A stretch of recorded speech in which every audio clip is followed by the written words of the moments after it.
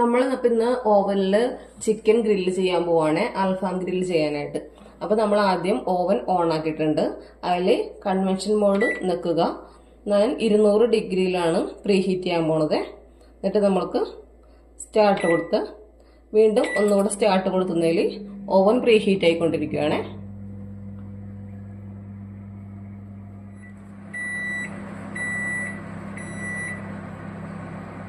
Oven pre heat ആയി കഴിഞ്ഞിട്ടുണ്ട് കേട്ടോ.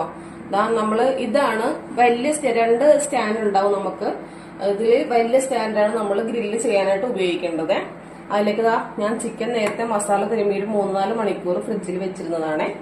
ഇത് നമുക്ക് ഇതിൽ വെച്ച് കൊടുക്കാം. ഇനി